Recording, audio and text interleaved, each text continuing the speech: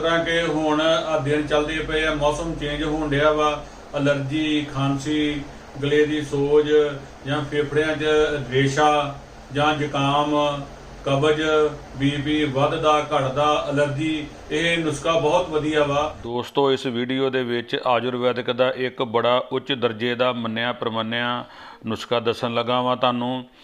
ਇਹ 16 ਜੜੀ ਬੂਟੀਆਂ ਦਾ ਬੜਾ ਪੁਰਾਣਾ ਅਤੇ ਅਜਮੈਸੀ ਨੁਸਖਾ ਵਾ। ਇਸ ਦੇ ਵਿੱਚ ਜਿਹੜੀਆਂ 16 ਜੜੀ ਬੂਟੀਆਂ ਪੈਂਦੀਆਂ ਵਾ, ਉਹਨਾਂ ਜੜੀ ਬੂਟੀਆਂ ਦੀ ਜਾਣ ਪਹਿਚਾਣ ਵੀ ਕਰਾਵਾਂਗੇ ਅਤੇ ਤੁਹਾਨੂੰ ਨਾਮ ਵੀ ਦੱਸਾਂਗੇ। ਬੜਾ ਆਸਾਨੀ ਦੇ ਨਾਲ ਬਣਨ ਵਾਲਾ ਇਹ ਨੁਸਖਾ ਹੈ ਅਤੇ ਇਸ ਨੁਸਖੇ ਦੇ ਵਿੱਚ ਪੈਣ ਵਾਲੀਆਂ ਚੀਜ਼ਾਂ ਵੀ ਬੜੀ ਆਸਾਨੀ ਦੇ ਨਾਲ ਮਿਲ ਜਾਂਦੀਆਂ ਵਾ। ਤਕਰੀਬਨ ਇਸ ਨੁਸਖੇ ਦੀਆਂ 16 ਚੀਜ਼ਾਂ ਘਰ ਵਿੱਚ ਹੀ ਪਾਈਆਂ ਜਾਂਦੀਆਂ ਵਾ ਅਤੇ ਜਾਂ ਘਰ ਦੇ ਆਸੇ ਪਾਸੇ ਆਸਾਨੀ ਦੇ ਨਾਲ ਮਿਲ ਸਕਦੀਆਂ ਵਾ। ਹੋਰ ਦੋਸਤੋ, ਅੱਜ ਕੱਲ੍ਹ ਇੰਟਰਨੈੱਟ 'ਤੇ ਦੇਸੀ ਨੁਸਖੇ ਜਾਂ ਆਯੁਰਵੈਦਿਕ ਜੜੀ ਬੂਟੀਆਂ ਦੀ ਗਲਤ ਜਾਣਕਾਰੀ ਦਿੱਤੀ ਹੁੰਦੀ ਆ ਜਾਂ ਅੱਧ ਪਜੱਦੀ ਜਾਣਕਾਰੀ ਦਿੱਤੀ ਹੁੰਦੀ ਆ, ਜੋ ਸਿਹਤ ਲਈ ਹਾਨੀਕਾਰਕ ਜਾਂ ਜਾਨਲੇਵਾ ਸਾਬਤ ਵੀ ਹੋ ਸਕਦੀ ਹੈ। ਆਯੁਰਵੈਦਿਕ ਦੇਸੀ ਜੜੀ ਬੂਟੀਆਂ ਦੀ ਜਾਂ ਦੇਸੀ ਨੁਸਖਿਆਂ ਦੀ ਸਹੀ ਜਾਣਕਾਰੀ ਲਈ ਆਯੁਰਵੈਦਿਕ ਡਾਕਟਰ ਗੋਲਨ ਚੈਨਲ ਨੂੰ ਲਾਈਕ, ਸ਼ੇਅਰ ਅਤੇ ਸਬਸਕ੍ਰਾਈਬ ਜ਼ਰੂਰ ਕਰੋ। ਇਸ ਚੈਨਲ ਦੇ ਉੱਤੇ ਤੁਹਾਨੂੰ ਦੇਸੀ ਨੁਸਖਿਆਂ ਦੀ ਸਹੀ ਜਾਣਕਾਰੀ ਮਿਲੂਗੀ ਅਤੇ ਆਯੁਰਵੈਦਿਕ ਜੜੀ ਬੂਟੀਆਂ ਦੀ ਸਹੀ ਢੰਗ ਨਾਲ ਜਾਣ ਪਹਿਚਾਣ ਕਰਾਈ ਜਾਂਦੀ ਹੈ।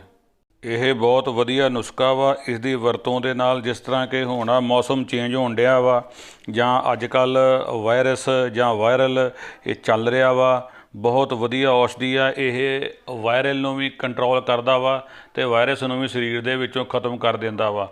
ਅਗਰ ਇਸ ਦੀ ਵਰਤੋਂ ਪਹਿਲਾਂ ਹੀ ਕੀਤੀ ਜਾਵੇ ਰੂਟੀਨ ਦੇ ਵਿੱਚ, ਅਤੇ ਵਾਇਰਲ ਅਤੇ ਵਾਇਰਸ ਕੋਈ ਵੀ ਜਿਹੜਾ ਵਾ ਉਹ ਸਾਡੀ ਬੋਡੀ ਦੇ ਵਿੱਚ ਨਹੀਂ ਇੰਟਰ ਕਰ ਸਕਦਾ।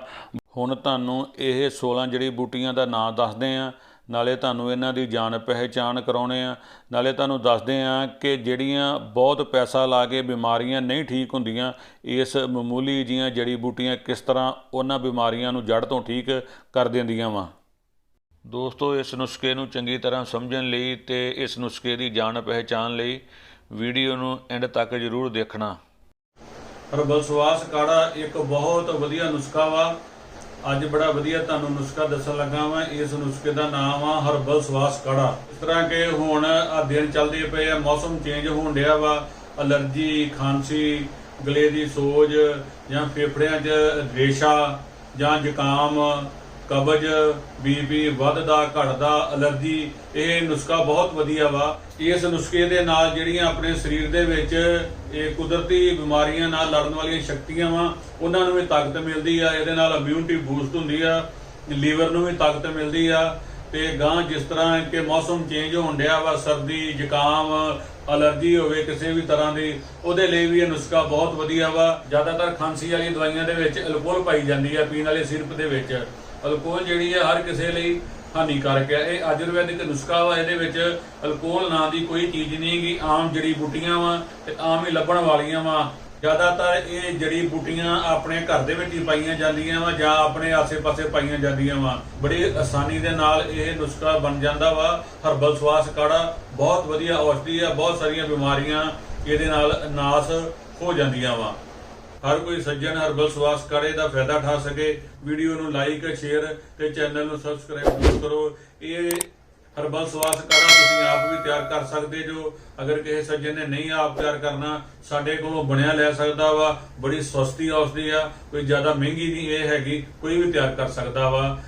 ਆਮ ਨੋਰਮਲ ਦੀਆਂ ਜੜੀ ਬੂਟੀਆਂ ਪੈਂਦੀਆਂ ਵਾ। ਇਹਨਾਂ ਜੜੀ ਬੂਟੀਆਂ ਦੀ ਤੁਹਾਨੂੰ ਜਾਣ ਪਹਿਚਾਣ ਵੀ ਕਰਾਉਣਾ ਵਾ ਤੇ ਇਹਨਾਂ ਦੇ ਨਾਮ ਵੀ ਦੱਸਦਾ ਵਾ। ਬੜੀਆਂ ਆਸਾਨੀ ਦੇ ਨਾਲ ਮਿਲਣ ਵਾਲੀਆਂ ਜੜੀ ਬੂਟੀਆਂ ਵਾ। ਕਿਸੇ ਵੀ ਤਰ੍ਹਾਂ ਦਾ ਚਮੜੀ ਰੋਗ ਹੋਵੇ, ਜਿਹਨੂੰ ਆਪਾਂ ਤਵਚਾ ਰੋਗ ਕਹਿ ਦਿੰਦੇ ਆ, ਉਹਦੇ ਲਈ ਵੀ ਇਹ ਨੁਸਖਾ ਲਾਭਕਾਰੀ ਆ। ਤੇ ਆਓ ਮੈਂ ਤੁਹਾਨੂੰ ਜਾਣ ਪਹਿਚਾਣ ਕਰਾਵਾਂ। ਇਸ ਤੋਂ ਪਹਿਲਾਂ ਵੀਡੀਓ ਨੂੰ like, share, Ayurvedic doctor Golan channel ਨੂੰ ਸਬਸਕ੍ਰਾਈਬ ਜ਼ਰੂਰ ਕਰੋ, ਕਿਉਂਕਿ ਇਹ ਇਹਨਾਂ ਕੀਮਤੀ ਆਯੁਰਵੈਦਿਕ ਜੜੀ ਬੂਟੀਆਂ ਦੀ ਤੇ ਦੇਸੀ ਨੁਸਖਿਆਂ ਦੀ ਜਾਣਕਾਰੀ ਹਰ ਸੱਜਣ ਦੇ ਕੋਲ ਪਹੁੰਚ ਸਕੇ। ਅੱਜ ਤੁਹਾਨੂੰ ਹਰਬਲ ਸਵਾਸ ਕਾੜੇ ਦਾ ਨੁਸਖਾ ਦੱਸਣ ਲੱਗਿਆ ਵਾਂ। ਨਾਲੇ ਹਰਬਲ ਸਵਾਸ ਕਾੜੇ ਦੀ ਜਿਹੜੀਆਂ ਵਿੱਚ ਜੜੀ ਬੂਟੀਆਂ ਪੈਣੀਆਂ ਵਾ, ਔਸ਼ਧੀਆਂ ਪੈਣੀਆਂ ਵਾ, ਉਹਨਾਂ ਦੀ ਤੁਹਾਨੂੰ ਜਾਣ ਪਹਿਚਾਣ ਲੱਗਿਆ ਕਰਾਉਣ। ਇਹ ਆ ਜੀ ਹਰਬਲ ਸਵਾਸ ਕਾੜੇ ਦੀ ਪਹਿਲੀ ਜੜੀ ਬੂਟੀ ਬਨਕਸ਼ਾ, ਜਿਹਨੂੰ ਬਨਕਸ਼ਾ ਵੀ ਕਹਿ ਦਿੰਦੇ ਆ। ਦੂਜੀ ਜੜੀ ਬੂਟੀ ਆ ਜੀ ਤੁਲਸੀ ਦਾ ਬੂਟਾ। ਤੁਲਸੀ ਦਾ ਪੂਰਾ ਬੂਟਾ ਹੀ ਪਾਇਆ ਵਾ, ਜੜ੍ਹਾਂ ਸਮੇਤ। ਜੜ੍ਹਾਂ ਨੂੰ ਧੋ ਕੇ ਮਿੱਟੀ ਲਾ ਕੇ तुलसी का पूरा बूटा ही पाया वा हर्बल स्वास काढ़े दे विच। ये दूजी आइटम आ जी। ਇਹ ਕਾਲੀ ਮਿਰਚ ਆ ਗਈ ਆ ਜੀ ਤੀਜੀ ਆਈਟਮ ਹਰਬਲ ਸਵਾਸ ਕਾੜੇ ਦੀ। ਹਰ ਘਰ ਦੇ ਵਿੱਚ ਤਕਰੀਬਨ ਕਾਲੀ ਮਿਰਚ ਪਾਈ ਜਾਂਦੀ ਆ, ਮਸਾਲਿਆਂ ਦੇ ਤੌਰ ਤੇ ਵਰਤਦੇ ਆ। ਇਹ ਹੈਗਾ ਜੀ ਵਾਸਾ।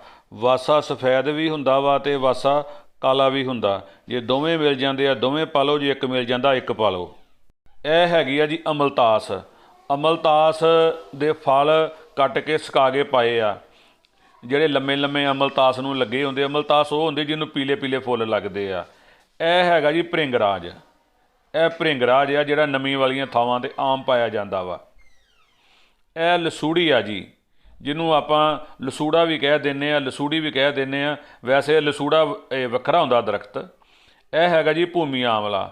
ਭੂਮੀ ਆਮਲੇ ਦੀਆਂ 2-3 ਵੀਡੀਓ ਮੈਂ ਬਣਾ ਚੁੱਕਾ ਵਾਂ। ਤੁਸੀਂ ਇਹਦੇ ਬਾਰੇ ਪੂਰੀ ਜਾਣਕਾਰੀ ਲੈਣੀ ਹੋਵੇ ਤਾਂ ਪਿਛਲੀਆਂ ਵੀਡੀਓ ਸਾਡੀਆਂ ਦੇਖ ਸਕਦੇ ਜੇ। ਇਹ ਭੂਮੀ ਆਮਲਾ ਵਾ। ਇਹ ਹੈਗਾ ਜੀ ਪੁਨਰਨਵਾ। ਪੁਨਰਨਵੇ ਦੀਆਂ ਵੀ ਵੀਡੀਓ ਬਣਾ ਚੁੱਕੇ ਆ। ਪੁਨਰਨਵਾ ਚਿੱਟਾ ਅਤੇ ਲਾਲ ਆਪਣੇ ਜ਼ਿਆਦਾ ਪਾਇਆ ਜਾਂਦਾ। ਇਹ ਲਾਲ ਪੁਨਰਨਵਾ ਪਾਇਆ ਇਹਦੇ ਵਿੱਚ। ਇਹ ਸੁੰਡ ਆ ਜੀ। ਸੁੰਡ ਵੀ ਤਕਰੀਬਨ ਹਰ ਘਰ ਦੇ ਵਿੱਚ ਹੁੰਦੀ ਆ ਅਤੇ ਹਰ ਸੱਜਣ ਨੂੰ ਇਹਦੀ ਜਾਣ ਪਹਿਚਾਣ ਹੋਏਗੀ। ਇਹ ਲੌਂਗ ਆ ਜੀ। ਲੌਂਗ ਵੀ ਮਸਾਲਿਆਂ ਦੇ ਵਿੱਚ, ਚਾਹ ਦੇ ਵਿੱਚ ਹਰ ਕੋਈ ਇਸਤੇਮਾਲ ਕਰਦੇ ਆ ਸੱਜਣ ਕਈ ਇਹਨਾਂ ਨੂੰ। ਇਹ ਲੌਂਗ ਆ ਜੀ। ਇਹ ਦਾਲਚੀਨੀ ਆ ਜੀ। ਦਾਲਚੀਨੀ ਦਾ ਵੀ ਹਰ ਸੱਜਣਾ ਨੂੰ ਪਤਾ ਵਾ, ਹਰ ਘਰ ਦੇ ਵਿੱਚ ਵਰਤੀ ਜਾਂਦੀ ਆ। ਇਹ ਦਾਲਚੀਨੀ ਆ ਜੀ। ਇਹ ਹੈਗੀ ਆ ਜੀ ਕਟੇਰੀ। ਕਟੇਰੀ ਛੋਟੀ ਵੀ ਹੁੰਦੀ ਆ ਅਤੇ ਕਟੇਰੀ ਵੱਡੀ ਵੀ ਹੁੰਦੀ ਆ। ਅਤੇ ਇਹਦੇ ਵਿੱਚ ਤੁਸੀਂ ਕੋਈ ਵੀ ਕਟੇਰੀ ਪਾ ਸਕਦੇ ਜੇ, ਜਿਹਨੂੰ ਆਪਾਂ ਪੰਜਾਬੀ 'ਚ ਕਹਿ ਦਿੰਦੇ ਆ ਨਮੋਲੀਆਂ, ਕੰਡਿਆਰੀ। ਇਹ ਉਹ ਆ।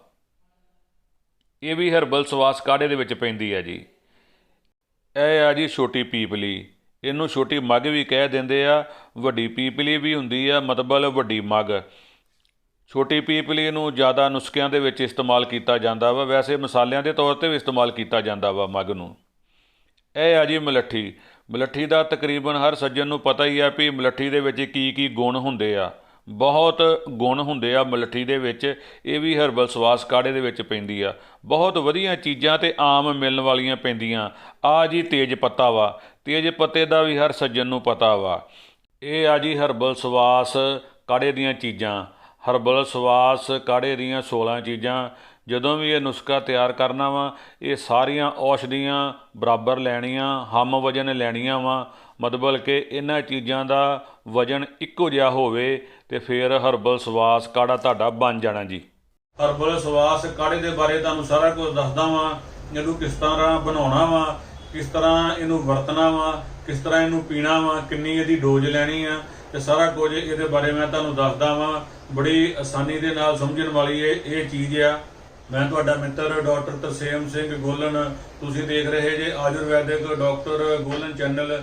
ਵੀਡੀਓ ਨੂੰ ਲਾਈਕ, ਸ਼ੇਅਰ ਤੇ ਚੈਨਲ ਨੂੰ ਸਬਸਕ੍ਰਾਈਬ ਜ਼ਰੂਰ ਕਰੋ। ਹੁਣ ਦੱਸਦੇ ਹਾਂ ਕਿ ਹਰਬਲ ਸਵਾਸ ਕਾੜਾ ਕਿਸ ਤਰ੍ਹਾਂ ਬਣਨਾ ਵਾ। ਹਰਬਲ ਸਵਾਸ ਕਾੜੇ ਦੀਆਂ 16 ਚੀਜ਼ਾਂ ਨੂੰ ਚੰਗੀ ਤਰ੍ਹਾਂ ਧੁੱਪ ਲਵਾ ਕੇ ਸੁਕਾਇਆ ਹੋਵੇ। ਫਿਰ ਇਹਨਾਂ ਨੂੰ ਇੱਕੇ ਥਾਂ ਇਕੱਠਾ ਕਰਕੇ ਅਤੇ ਕਰ ਲੈਣਾ ਨਾ ਦਰੜ ਫਰੜ। ਜ਼ਿਆਦਾ ਬਰੀਕ ਪਾਊਡਰ ਬਣਾਉਣ ਦੀ ਲੋੜ ਨਹੀਂ ਗੀ। ਅਤੇ ਦਰੜ ਫਰੜ ਕਰਨ ਤੋਂ ਬਾਅਦ 'ਚ ਇਹ ਚੀਜ਼ਾਂ ਚੰਗੀ ਤਰ੍ਹਾਂ ਰਲ ਜਾਣੀਆਂ ਆਪਸ ਵਿੱਚ। ਇਹਦੀ ਡੋਜ਼ ਹੈਗੀ ਆ ਹਰਬਲ ਸਵਾਸ ਕਾੜੇ ਦੀ 20 ਗ੍ਰਾਮ ਇਹਦਾ ਪਾਊਡਰ ਲੈ ਲੈਣਾ ਵਾ। 20 ਗ੍ਰਾਮ ਪਾਊਡਰ ਨੂੰ 2 ਗਲਾਸ ਪਾਣੀ ਦੇ ਵਿੱਚ ਪਾ ਕੇ ਮਿੱਠੀ ਅੱਗੇ ਰਿੰਨੋ। ਜਦੋਂ ਅੱਧਾ ਗਲਾਸ ਪਾਣੀ ਦਾ ਰਹਿ ਜਾਵੇ ਅਤੇ ਠੰਡਾ ਕਰਕੇ ਪੀਓ। ਇਹੀ ਆ ਜੀ ਹਰਬਲ ਸਵਾਸ ਕਾੜਾ, ਜਿਹਦੇ ਨਾਲ ਕਿ ਬਹੁਤ ਸਾਰੀਆਂ ਬਿਮਾਰੀਆਂ ਖਤਮ ਹੋ ਜਾਣੀਆਂ ਵਾ। ਬੜੀ ਵਧੀਆ ਔਸ਼ਧੀ ਆ। ਆਮ ਚੀਜ਼ਾਂ ਮਿਲਣ ਵਾਲੀਆਂ ਵਾ। ਹਰਬਲ ਸਵਾਸ ਕਾੜੇ ਬਾਰੇ ਕੁਝ ਸਾਵਧਾਨੀਆਂ ਵੀ ਆ। 5 ਸਾਲ ਤੋਂ ਘੱਟ ਬੱਚੇ ਨੂੰ ਹਰਬਲ ਸਵਾਸ ਕਾੜਾ ਨਹੀਂ ਦੇਣਾ। ਗਰਭਵਤੀ ਇਸਤਰੀ ਨੂੰ ਕੋਈ ਵੀ ਦਵਾਈ ਦੇਣੀ ਹੋਵੇ ਜਾਂ ਹਰਬਲ ਸਵਾਸ ਕਾੜਾ ਵੀ ਦੇਣਾ ਵਾ, ਆਯੁਰਵੈਦਿਕ ਡਾਕਟਰ ਦੀ ਸਲਾਹ ਜ਼ਰੂਰ ਲੈ ਲੈਣੀ ਆ। ਆਯੁਰਵੈਦਿਕ ਡਾਕਟਰ ਦੀ ਸਲਾਹ ਤੋਂ ਬਗੈਰ ਸਾਡੀ ਦੱਸੀ ਹੋਈ ਕੋਈ ਵੀ ਦਵਾਈ ਜਾਂ ਸਾਡਾ ਦੱਸਿਆ ਹੋਇਆ ਕੋਈ ਵੀ ਨੁਸਖਾ ਆਪਣੇ ਆਪ ਨਹੀਂ ਇਸਤੇਮਾਲ ਕਰਨਾ। ਆਯੁਰਵੈਦਿਕ ਡਾਕਟਰ ਦੀ ਸਲਾਹ ਜ਼ਰੂਰ ਲੈਣੀ ਆ। ਦੋਸਤੋ, ਇੱਕ ਹੋਰ ਜਾਣਕਾਰੀ, ਆਯੁਰਵੈਦਿਕ ਦੇਸੀ ਜੜੀ ਬੂਟੀ ਹਰੀ ਹੋਵੇ ਜਾਂ ਗਿੱਲੀ ਹੋਵੇ, ਜਦੋਂ ਵੀ ਸੁਕਾਉਣੀ ਆ ਛਾਵੇਂ ਹੀ ਸੁਕਾਉਣੀ ਚਾਹੀਦੀ ਆ। ਜਦੋਂ ਨੁਸਖਾ ਤਿਆਰ ਕਰਨਾ ਵਾ ਦਵਾਈ ਦੇ ਵਿੱਚੋਂ ਸਿੱਲ ਕੱਢਣ ਲਈ, ਉਦੋਂ ਧੁੱਪ ਲਵਾ ਲੈਣੀ ਚਾਹੀਦੀ ਆ। ਉਹਦੇ ਨਾਲ ਪਾਊਡਰ ਜ਼ਿਆਦਾ ਵਧੀਆ ਅਤੇ ਜਲਦੀ ਤਿਆਰ ਹੋ ਜਾਂਦਾ ਵਾ। ਨੁਸਖਾ ਵਧੀਆ ਬਣ ਜਾਂਦਾ ਵਾ। ਇਸ ਲਈ ਨੁਸਖਾ ਤਿਆਰ ਕਰਨ ਲੱਗਿਆਂ ਧੁੱਪ ਲਵਾ ਲੈਣੀ ਚਾਹੀਦੀ ਹੈ ਜੀ।